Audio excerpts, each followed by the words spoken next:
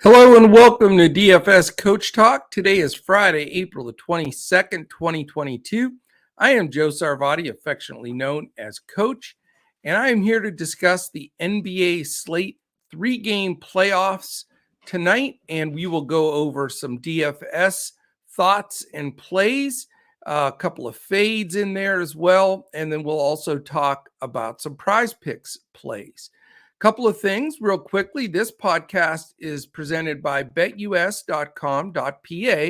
If you're looking to bet on some baseball, some NBA playoffs, you name it, or you want casino action, horses, anything you want, you can go to BetUS.com.pa, sign up there, and use the promo code CoachTalk. If you do that, and you sign up that first deposit with a minimum of $149 deposit, you get 2 full free months of Coach Talk. I mean, you cannot beat that. That is $150 value, so it's almost like a free roll at BetUS. BetUS is an outstanding sports book. I've been a member there 16 years, and I think you'll really enjoy what they offer, their payoffs. You can also load up your account with cryptocurrency, however you want to do it. You can, Bitcoin it or regular deposit, you name it. So betus.com.pa, promo code Coach Talk, first deposit $149. Give us a shout and let us know, and we will definitely get you in there for those 2 free months at Coach Talk. All right. We are going to dive into this slate today. It is a very good slate. It is some really close games here. We have some dog issues in the back, so we're going to shut the door. That's one way to quiet down a dog, so excuse that. And we've got our first game of the night, Miami and Atlanta. Miami and Atlanta is a 7 o'clock game. This should be a good one. Let me mention the totals here too, because last night it was a big discrepancy between, the total Vegas totals. Tonight, that's barely in play at all. You've got 221.5 in this game, 222.5 in Milwaukee, Chicago, and 216 in Suns, Pelicans. So somewhat, not much of a big deal there. Not an area where we can look to just dive on one particular game or another. So again, we've got this game at Atlanta. Miami leads this series 2-0, and it is Miami minus 1.5. So road favorites, but barely. 221.5 total. 111.5 implied for Miami. 110 implied for Atlanta. As far as injuries, we have, this has been the consistent theme with Miami, a lot of questionable guys. They're really the only team that's had this issue in the playoffs, but they have 4 questionable players and some key. Bam Adebayo, number 1, of course, extremely important. Second, PJ Tucker, another starter, and then a key guy off the bench in Caleb Martin. And then Markieff Morris, who may grab a few minutes if he's healthy in the interior. So definitely some depth issues for Miami if these guys don't go. I think most of them go from what I'm reading. I think we should get a possibility of a go tag on all of them. So we'll keep an eye on it. The nice thing is it's the first game. We'll have the news. There won't be any stress with that at all. The only other guy listed for Miami is Gabe Vincent, and he is probable, so we are going to count him in. A key guy out for Atlanta, remains out, is Capella after he wrenched that knee the other day. Lou Williams, good veteran off the bench, is also out for Atlanta, so that doesn't help much. Let's take a look at this last game when Miami went up 2-0, see what the coaches adjusted to from the first game and what the breakdown looked like and how that's going to affect our builds today. On the Atlanta side, you had Trae Young was 10 for 20, shooting a cool 50%, but the problem is he was 2 for 10 from 3. So, unbelievable that he shot the ball really poorly from 3, and fantastic from the interior. So that a little bit of an issue there. And generally he's going to pick that up and certainly going to play a ton of minutes. He played over 40 minutes in the first game or in the second game, and I'd expect a similar type outcome. Where he did pick up the pace, though, 6 rebounds, 7 assists. The only negative side there is 10 turnovers. So that has to be under control a little bit. Certainly the top play on the Atlanta side, certainly the guy that has to be the focal point, no question about it. Not far behind him, though, was Bogdanovich, 12 for 18 from the field, 5 for 10 from 3. So he really kept them in that game and shot the ball very well. He's a volume shooter, even though if he comes off the bench like he has been, he's still a solid play. Only 28 minutes. I'd like to see Bogdanovich more, 33, 34 minutes would be ideal. But he's certainly an option here in this game. After that, you had quite a bit of ownership on John Collins because his price was dirt cheap. And he produced. I mean, he was 6 for 11. I'd like to see him get a good 15 shots up. But he did have 10 rebounds, 2 assists, and a steal. So he's going to get you some stocks. Price is right on him. He should play even more minutes. Like I say, I've got him 33, 34 in that neighborhood. So he's a terrific play. The other guy that's logged monster minutes for them every game is DeAndre Hunter. 35 minutes again this game. He got up 15 shots, which is about right where you want him. He only hit 6, which, is not the world's worst, but he certainly could improve on that. The problem with Hunter, though, is he didn't get anything else done. 2 rebounds, no assists, no steals, and that's very unusual. So I do think Hunter's a good play at that price. He's going to get some of those peripheral numbers in most cases, certainly some stocks with his defensive ability. So he's really the third guy that I look at here. After that, if you expect a bounce back game for Gallinari, I'm not going there. He played really poorly over the game, 21 minutes. When Collins is in there, he just really takes a back seat. He will probably start again, and I'm sure he'll improve on an over game, but not sure I want to dial up and take that risk. Kevin Huerter, subpar game for him as well, 3 for 10 from the field, but a guy that's going to get probably, low to mid 30s minutes, and you can really count on him. The guy that got the most minutes that was unexpected to that point was DeLon Wright. He almost played 30 minutes, which is really interesting. He was 3 for 5 from the field, but he is going to get you stocks. There's no question. He's a steal blocks guy, mainly steals, and can get some peripheral. So if he gets 25 plus minutes at his cheap price, he's not the worst play.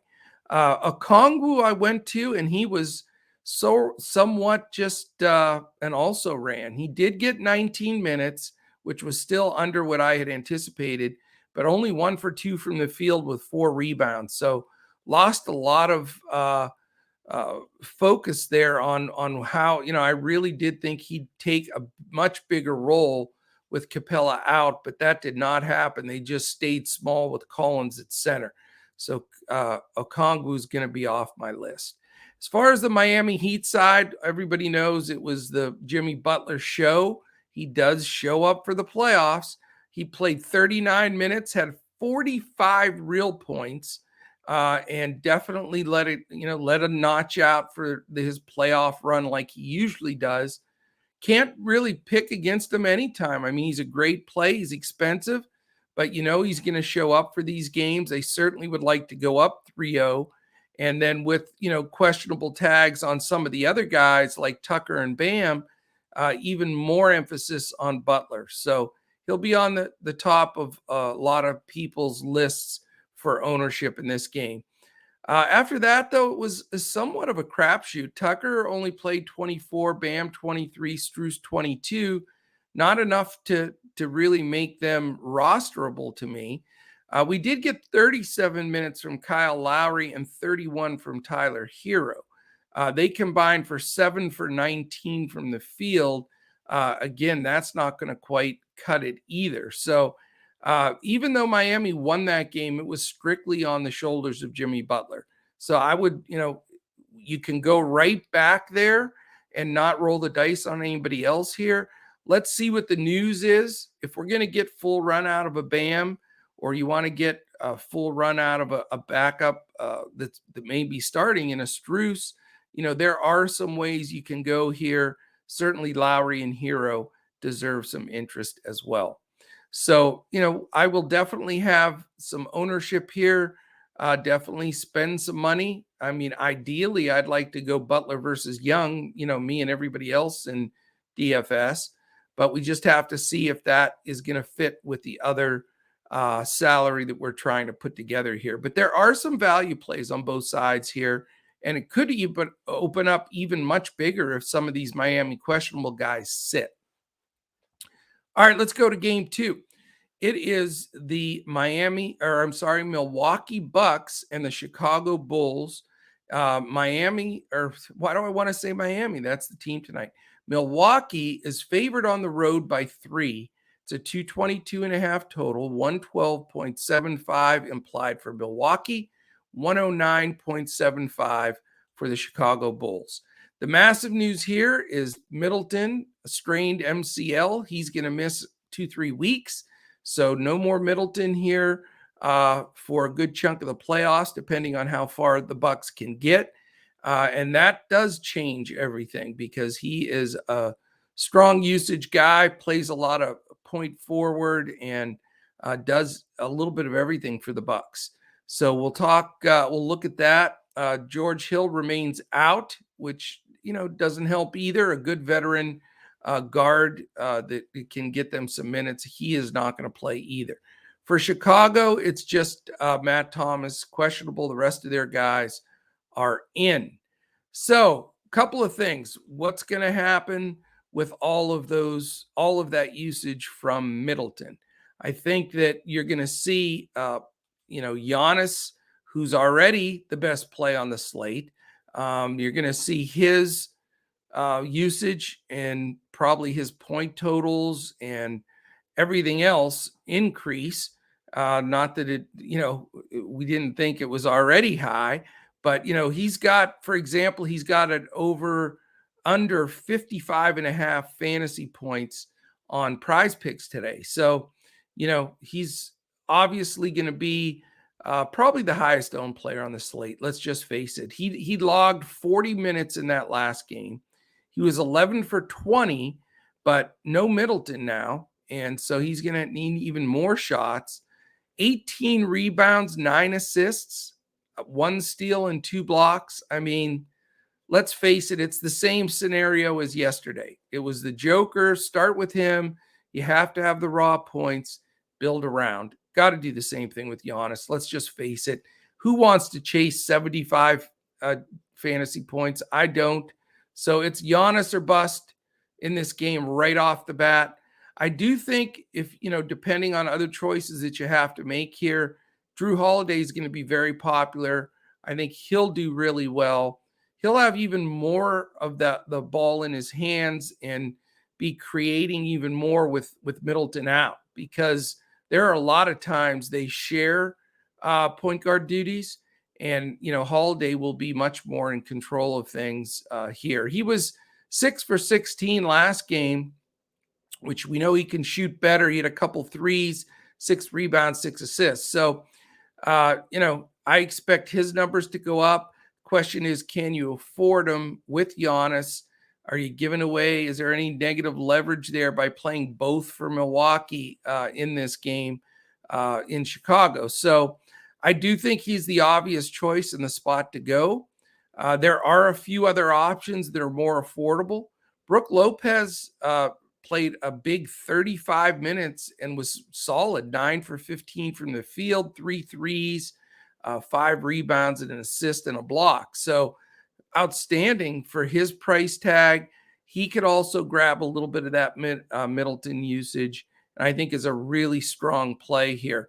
Bobby Portis only played 5 minutes and 50 seconds. So you're not, you don't have any of that concern that we had earlier about a center split minutes between the two. Portis has been dinged up a little bit, and now that Lopez is back in shape, he's a strong play. I sort of like the idea of the Giannis Lopez two bigs for the Bucks. Other than that, who's going to get more minutes for Middleton? Maybe not all that usage, but more minutes. Wesley Matthews probably at 34 minutes last time.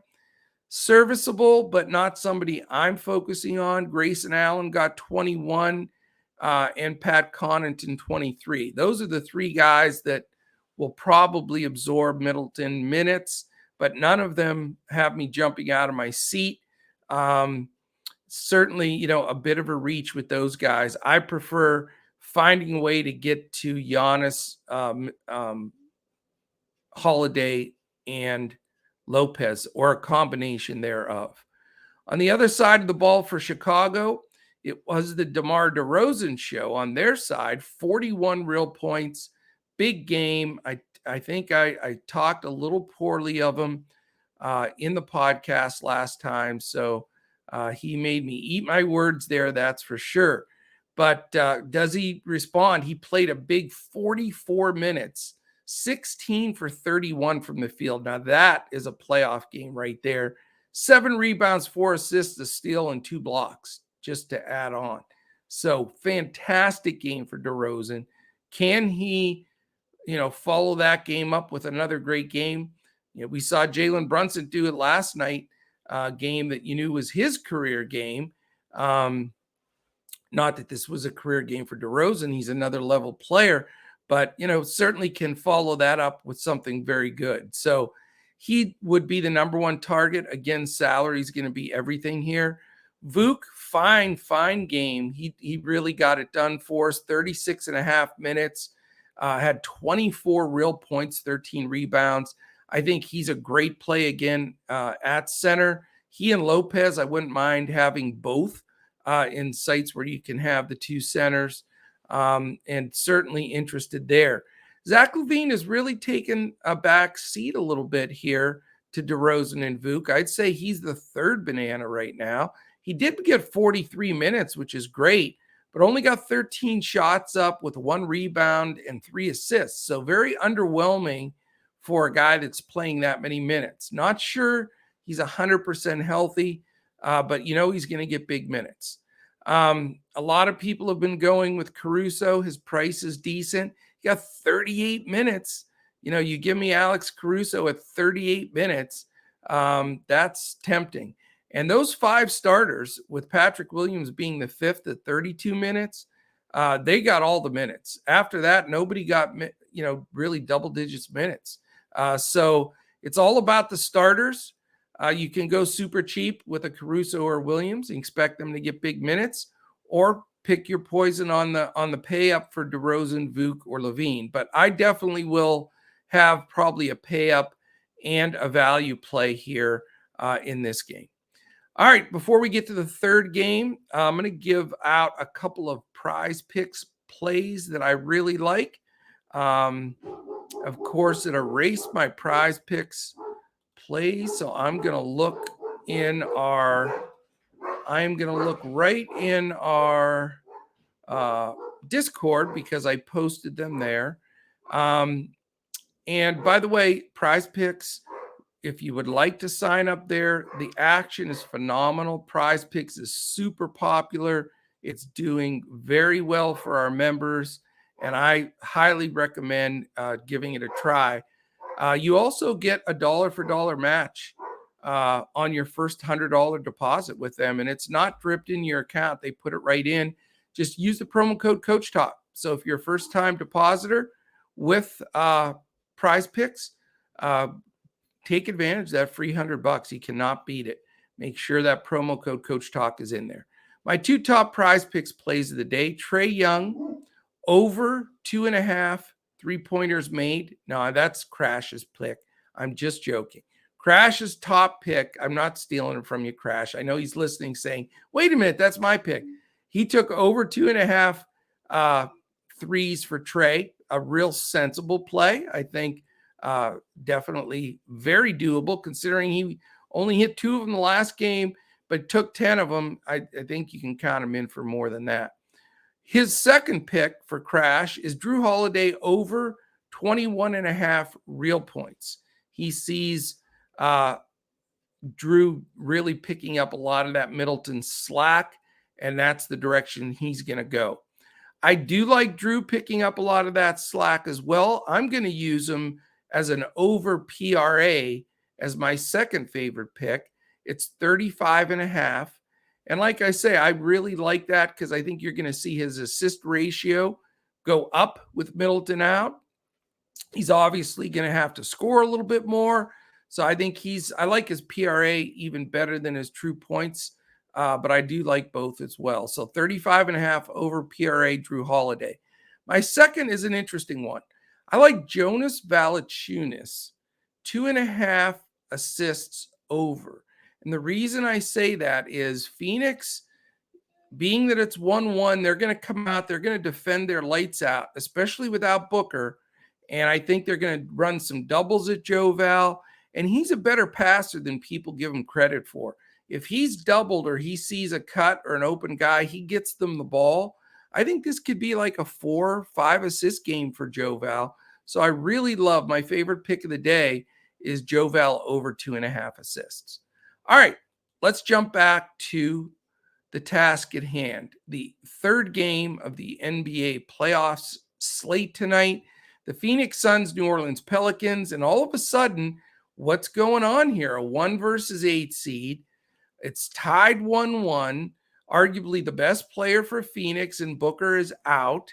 So now what? The Pelicans really have a chance here. This is going to be an interesting game. So going in here, we've got Phoenix favored by 1.5. That's it. 216 total. 108.75 for Phoenix implied. 107.25 for the Pels. So Vegas sees this as a nail biter as well. Booker and Sarge out for Phoenix. Zion, Cheeseburgers, Williamson out for the New Orleans Pelicans. So very, very interesting here. How did the Pels get it done last go around? Can they do it again? That is the big question here. They're going to be fired up. They are going to be determined. The big thing will be, though, can they respond to Phoenix, who I guarantee you, when somebody goes down like a Booker, teams really pick it up. And so we will see. Because last time around in this last game, Booker got 19 shots up. He was 7 for 11 from 3. He's such a stud, man. And they lose that. So that's gone. Where does that usage go? Where can we find some value here? Well, first of all, let's look directly at Chris Paul to start off. He played 36 minutes last time, got 16 shots up. I think he's going to get 20 shots up. Anytime you get him with that many shots, he's so playable because you're going to get 1 million assists. Here's another game. Chris Paul, and I've said this so many times on this podcast, one of the most impressive stats, and I truly mean this, I followed very, very closely basketball since I was like 6 or 7 years old. So when you talk about following a sport for 50 years, like every day, and one of the most incredible stats in all of those years for me is the assist to turnover ratio for the career of Chris Paul. I'm telling you right now, that will never be broken. That is one of those statistics you will never be broken. Because look at him, he's still doing it. Last game, he had 14 assists and no turnovers. He does it all the time. There are stretches we talked about during the season where he had 34 assists and 1 turnover for like a week.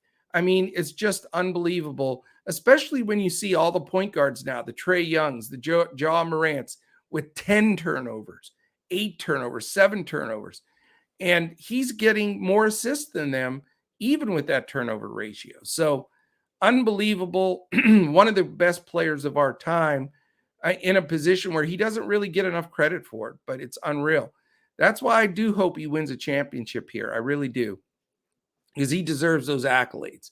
So anyway, Chris Paul, great play again today because, that those assists are always there. Now he's going to have more offensive output from a shooting standpoint. He had the second most shots last game, and now Booker's out. So Paul's got to be a key look too. Something's got to give somewhere. I mean, you can't play them all. So is it Trae Young? Is it Holiday? Is it Paul? A lot of decisions yet to be made. They're all in my player pool for sure. I expect Paul to play 35 to 40 minutes. It's a very important game for the Suns, and he's a key guy. The second guy I'll mention is Mikal Bridges. He's played 40 and a half minutes, was 7 for 11, efficient from the field. He's going to need to get more shots up with Booker out. So at his price, very fair. He'll also get you stocks. He had a steal and a block this last game. So I think Mikal Bridges, great play today, big time. Who else picks it up here? I have a tendency to feel like it's Cameron Johnson. He played 25 minutes and 46 seconds the last game. Only got 10 shots up, which isn't bad, but I think he'll get even more up now that they need him to score. When guys had been out during the regular season, he was the guy that stepped up, whether starting or off the bench, and really scored some points. So I think, again, if you can afford Paul, great. I think Bridges and Johnson are the next two best spots to go. A lot of people want to go Ayton. Again, price-wise, I'm not sure I'm going to get there. Only got 6 shots up. Did play 33 minutes, which isn't bad. But you're going to get McGee probably getting that 15 to 17 minutes again. So not as favorite. It's not a favorite spot for me to go up for the bigs tonight for Phoenix. All right, so that really sort of gives you a quick look at them. When we talk about the Pels side, are they going to be able to take advantage of Booker's absence? And they certainly may. It comes down to their two studs. Can you afford one of the two of them? Brandon Ingram went 13 for 21 last game. McCollum only 7 for 18. He had a bit of an off night, but was guarded hard. I mean, they defended the bones off of him that last game. Mikal Bridges was all over him. But those are the two key guys. Ingram playing and McCollum both played just under 40 minutes. They should both get the huge run again. And I don't think you can go wrong either spot there with those two guys.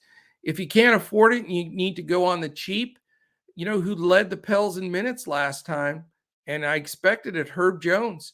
41 minutes he logged. He only got 8 shots up, and his peripheries were bad. Only 1 rebound, 3 assists, 1 steal. So if he's getting those kind of minutes, I would expect those numbers to improve a little bit. And they need him in there defensively. I mean, he's a key player for them defensively and always gets the big minutes. Certainly a coach favorite there. So you can consider him.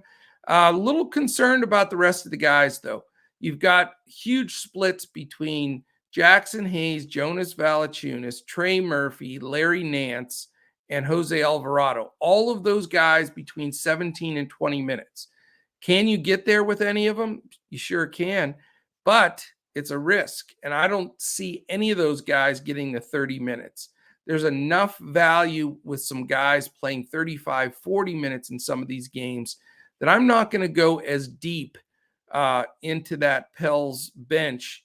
I just don't think it's necessary. So I'll be sticking with the main guys there. All right, that gives you an idea of the matchups, sort of where they're performing, who's in and out, some prize picks plays. Hopefully that gives you a good sense of today's slate. We'll certainly be looking for a little bit of news from Miami, but everything else is pretty solid here. So we should be able to get some builds going early, get in the contest that you want. And while you're at it, we'd love to have you. Come and join us, dfscoachtalk.com. You cannot beat what we have to offer. We really talk strategy. We hand build lineups. We go over contest selection, bankroll management. We do one-on-ones with our members. We'd love to have you join our community. So check us out. If you want to follow us on Twitter, We're at DFS Coach Talk. I'm at Joe Sarvati. Feel free here in YouTube. We'd really appreciate it if you're watching on YouTube. Quick thumbs up, hit that subscribe button. That means a lot to us. And click that little alert in the upper corner. I'll be tuning in here shortly when this podcast premieres for any questions, comments. I will be live in chat for the premiere. Really appreciate everybody listening in. This NBA playoff stretch is when we got super hot the last couple of years, and we're starting to feel that now. So join in, catch our baseball, golf, as well as our basketball, and we'll take it from there. So have a fantastic Friday. Great games tonight. Huge baseball slate tonight, 11 games as well. So it is going to be DFS Mania. A lot of prize picks plays as well. So join us in Discord. Check out what we've got. $10 for a 3-day pass is really the way to start. Check us out, and then we'll go from there. All right. Have a great day. Good luck on all of your plays tonight. And we'll be back again tomorrow when we look to crush it in NBA, DFS, and prize picks.